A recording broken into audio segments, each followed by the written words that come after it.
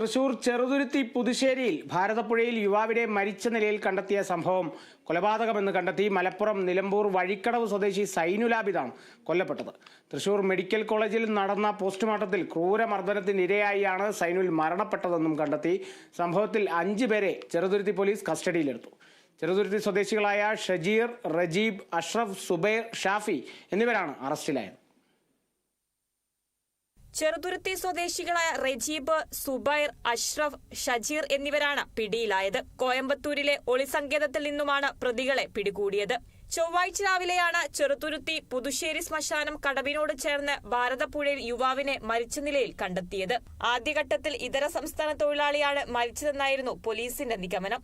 പിന്നീട് ചെറുതുരുത്തി പോലീസ് നടത്തിയ വിശദമായ അന്വേഷണത്തിൽ മരണപ്പെട്ടത് വഴിക്കടവ് സ്വദേശിയും നിരവധി മോഷണ കേസുകളിലെ പ്രതിയുമായ സൈനുൽ ആബിദ് ആണെന്ന് കണ്ടെത്തി. പണമിടപാടിനെ ചൊല്ലിയുള്ള മുൻ വൈരാഗ്യമാണ് കൊലപാതകത്തിന് കാരണം. തിങ്കളാഴ്ച ഉച്ചയ്ക്ക് 2:30 കൊല്ലപ്പെട്ട സൈനുൽ ആബിദിനെ ഇവരുടെ രഹസ്യ കേന്ദ്രത്തിൽ ഏറെ നേരം ക്രൂരമർദ്ദനത്തിനിടയാക്കിയ ശേഷം മരണപ്പെടുകയായിരുന്നു.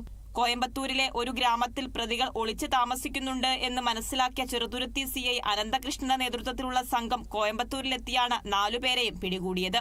സംഭവത്തിൽ കൂടുതൽ പേർ ഉണ്ടെന്നാണ് പോലീസിന്റെ നിഗമനം.